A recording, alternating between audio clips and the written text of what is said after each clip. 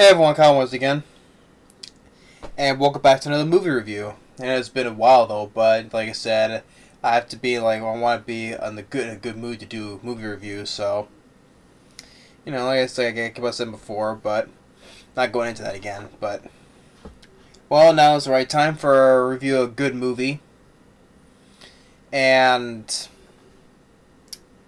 for this film. The film was a surprise hit when it came out, and I know with him, with this actor, I know he's now crazy now, sadly, but it's a shame. I liked him, but his films the way was good. So. But the film I want to share today is of Disturbia, starring Shia LaBeouf. Like I said, he's now crazy now, sadly. But it just totally sucks because Shia LaBeouf, I enjoyed him. I enjoyed him in this film, which is from then. Especially from the same director of this film, DJ Caruso, going and the following year would use Shia LaBeouf again in Eagle Eye, and I really enjoy Eagle Eye. That's another good movie with Shia LaBeouf. I enjoy Eagle Eye, and then Shia LaBeouf, I like him in Indiana Jones 4, The Kingdom of the Crystal Skull. He wasn't the problem in the first three Transformer films. His acting was not the problem. This is how they become stupid. The films have been, but Shia LaBeouf wasn't the problem in the Transformer films. His acting was fine. This is how his character written sometimes. So,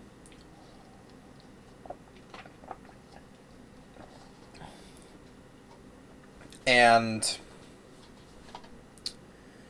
nowadays, what has he done nowadays? I know there was this new film that just came out called, what was it, The Peanut Butter Falcon?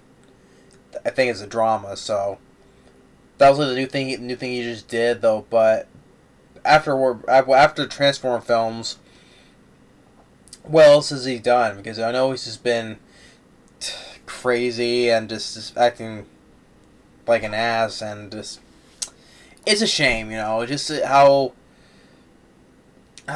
he was rising up, with films like these, and then just down the drain. So it's a shame, but I thought Shia LaBeouf did a good job here in Disturbia. Now, so the film was a surprise hit when it came out. Made $80 million domestically, total worldwide of $117 million. So it did very well at the box office. It was a surprise hit. And the story is fairly simple, and I like the fact that it's a little take on Rear Window. Rear Window. Like certain other films, they usually the Rear Window. You look at your window and you suspect that something that's going on. Like in a way, like Fright Night. That's our little take on Fright Night with William Ragsdale finding out that his neighbor is a vampire. That's a good take. That was a good take on Rear Window as well. Abominable. That's another take on Rear Window as well. It's like our main character, he's in a wheelchair, and happening next door to him is stuff that's happening with this, Yeti. Like the different take on Bigfoot, the killer Bigfoot. So that's another good one. Abominable. And this was also another good take on Rear Window as well. And like I said, the story is simple. That Shia LaBeouf, at 17, and the opening is when he's hanging out with his father, doing some fishing, and then when they're driving back, they get into this car wreck, and his dad dies, and it's a year later, and in school is Spanish class. His teacher is giving him a hard time, acting like an ass, and he mentions his father, and Shia LaBeouf whacks him one, and then which ends up the guy ends up suing, and then Kale, that's Shia LaBeouf's character, he is sentenced to 3 months house arrest. So, and Viola Davis, who she's been acting in a lot of films and TV work, as well as what was that one show that she was starred in? I forget. It was murder. It was like something like murder something. I forget, or something murder. I forget. But Viola Davis, she's been in other movies as well. She has a little role. Appears at the beginning of this film where she sets up like the thing on Shia LaBeouf's ankle. You know, where you can go within 100 meters within this device, or the thing will start beeping, turning red, and then she appears at the end of the movie. And I forgot that Viola Davis was. I forgot Viola Davis was in this. But yeah, she's there to set up the whole the devices, and there was also this cop who is having like a grudge against him because he's the teacher's cousin, so giving him a hard time as well. And so he has to find, and Shia LaBeouf has to find like productive things to do. Like first he plays video games, and his mother, played by Carrie-Anne Moss from the Matrix trilogy, which I enjoy. I enjoy the Matrix trilogy, and Carrie-Anne Moss was good.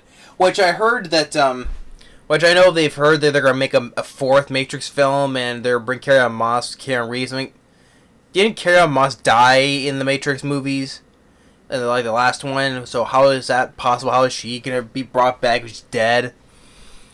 But I don't know. Don't need another Matrix movie. But I would say, because I like Carrie-Anne Moss, I liked her in the Matrix films, and she did a good job in this movie as playing as the mom. It's like she cancels his Xbox and iTunes, even cuts the wires to his television. And then a new neighbor has moved in, hot girl, played by Sarah Roemer. Roemer, I can't remember her last name, but I thought she did fine in this film as well. I thought she was fine. She moves in, and then also dealing with the Shia LaBeouf like look around at all stuff that's in his neighborhood as well. Even with his friend comes over, played by Aaron Yu, which he was in the 2009 Friday the 13th film. Like, he was the druggie addictor, you know.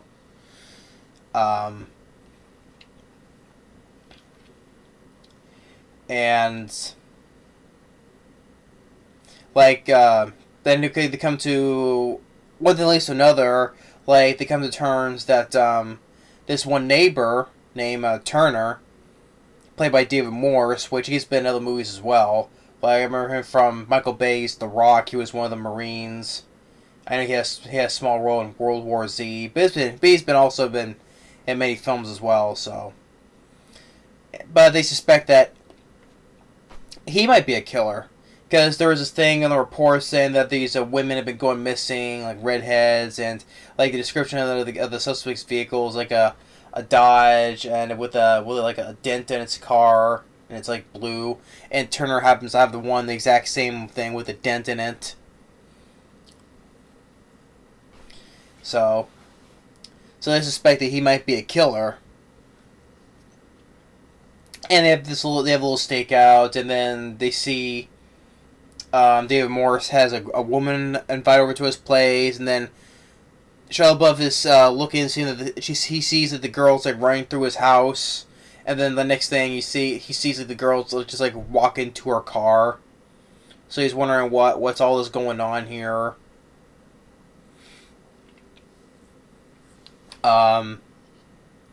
And they get these, and also we're dealing with there's like these punk kid, a little bit of comedic effects, like there's these little punk kids that like pulling pranks on, like first like sets like a bag of shit on his front doorstep, and then throwing water balloons at him. And when Shia LaBeouf spies on them, he sees that they are like watching porn on their television from the mother, which Shia LaBeouf gets back at the end of the movie. Because those brats deserve it. Or another funny thing was when the girl Sarah Roemer, she has a party, and Shia LaBeouf is like watching. He sees like this girl, the girl is like sees her with the guy, and then Shia LaBeouf is like, okay, that's it. He goes and sets with this big speaker, and he just turns up that song. It's like la la la la la la la la la la, and he's sitting there watching. He's laughing, and she gets pissed, and it's like. Was like, well, you're trying to enjoy your party. Try to enjoy your party. Don't keep looking up and try to get a rise at me. It's unnecessary. And then later, they suspect that they saw something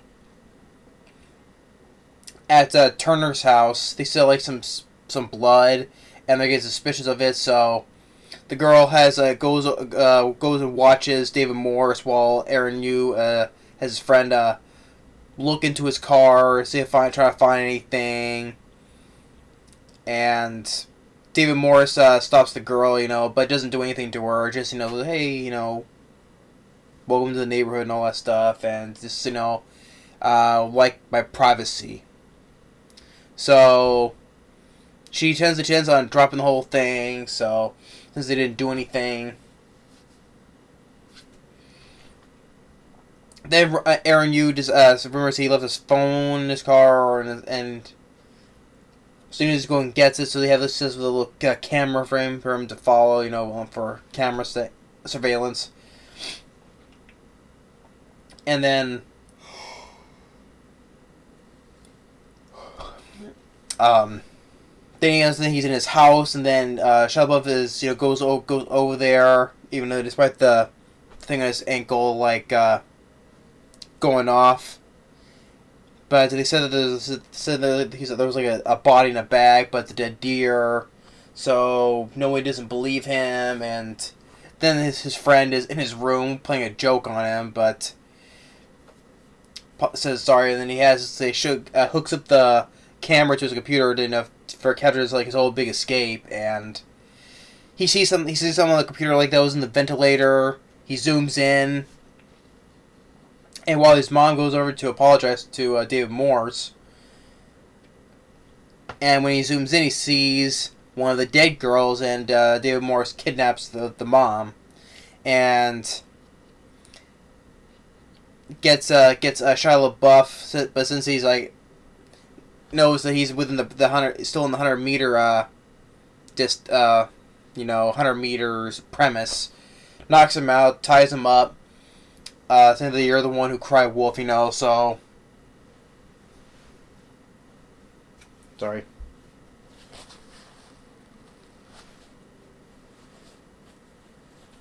But then her friend the girl comes over, and which you get it is a little bit of suspenseful scene, which I get, and where they escape they're on the roof, they jump into the pool, and then which sets off the alarm you see on the ankle bracelet, and Shaw goes to David Morse's house and to rescue his mom, and then the one cop who was like the cousin to the teacher, as in for Shia LaBeouf, and he goes over there, and then David Morse goes and snaps his neck. And Shia LaBeouf finds like the secret room and goes like all the way down underneath the house. He falls to the floor. It's like all these decomposing bodies. Or he finds like the that redhead that was like with David Morse earlier. We saw earlier. Which turns out that he killed the girl, but he went out there to the car disguised as the woman, so that like no one would suspect anything, thinking everything was like totally fine. Yeah, so he had the wig and the IDs and the keys. So he finds his mom, and a little bit of struggle with him and David Morse, and then he stabs him with those shears and throws into that pit of water where the bodies are. And Viola, and then later, Viola Davis takes frees him of the ankle bracelet, for good behavior.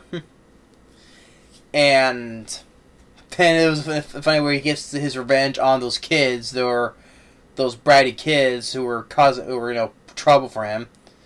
So by calling the mom, it's like, oh, we heard this stuff for your adult subscription, and catches in the act and just turns it off, and then of course we both kiss, and then Aaron Yu comes in filming it. Ooh, this will be the best popular video on YouTube. So the story is very simple. It's a satisfying ending. They had no sequel banning because this is a film that shouldn't have no sequel anyway. Although I wouldn't be surprised. They're always trying to make sequels off to everything. But this didn't leave none for that, so I'm thankful for that. But the cast does a very good job. Shia LaBeouf, he does a good job as the character of Kale. I wish that you made you feel sorry for him. Because when he lost his dad and all that, you feel sorry for him. Carrie-Anne, she does a good job as the mom. David Morse, I thought he was a really good villain. Although you suspect that he is the killer though, but so regardless, I thought he did a good job, David Morse. Aaron Yu plays his friend. Was Ronnie? Yeah, Ronnie. I thought he was funny in the film. Sarah Roemer as what was the girl's name?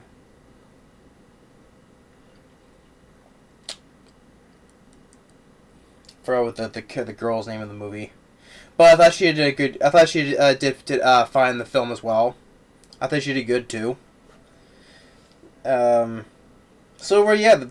cast does a very solid job, and like Shia LaBeouf, as nuts as he is now, but looking back, he did a good job in this film, and I think he also did a good job in Eagle Eye as well, and Indiana Jones 4 as well. And I didn't realize that director Ivan Reitman was an executive producer on this film. Yeah, so Ivan Reitman, who directed Ghostbusters, Twins, Kindergarten Cop, Space Jam. Well, not Space Jam. He was an executive producer on that. Yeah, he didn't direct Space Jam. He was an executive producer. I was going to say he didn't. No, he didn't do that. But he was an executive producer on Space Jam, though. But, he directed the Ghostbusters films, 1 and 2, Twins, and Kindergarten Cop. So he was an executive producer on this film, which, I forgot about. But DJ Caruso did a good job, too, which I enjoy. Eagle Eye. I know he directed the film was I Am Number 4. I didn't care for I Am Number 4. I know he directed Triple X Return of Xander Cage. That was disappointing. He also directed this horror film called The Disappointments Room. Never saw it. I know he was set on directing the Nickelodeon adaptation of the TV series Are You Afraid of the Dark, which is like the offshoot series of like Goosebumps. But I like Goosebumps more than Are You Afraid of the Dark. But I like that show too, growing up too, though. But I just watched Goosebumps more. But DJ Caruso was set to direct that film, but originally it was going to be like released like last year or this coming year, but they pulled off the schedule, so I don't know what they're doing with that film. Are You Afraid of the Dark? So.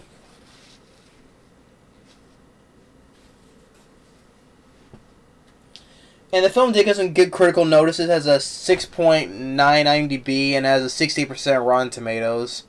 So it did get some decent critical notices. But yeah, the cast does a good job. The score by who did the score for this film? Joff Zeleny. Zeleny? Very decent score. Um,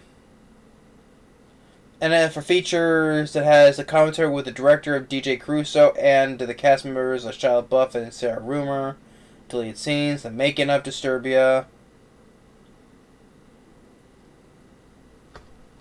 The commentary is nice, and the making of. But yeah, simple story, and the story is simple too. So, and I like that its take on its take on Rear Window. I do enjoy that. But yeah, Disturbia is a very good is a very good film. So, and it's like I said, you're looking back and it's a great shame that how Shia LaBeouf has just gone batshit insane. But yeah, but I thought he did a good job in this movie. But that's my review for Disturbia. A good thriller, you should say. Good thriller. But thanks for watching, and stay tuned on the next review. Later.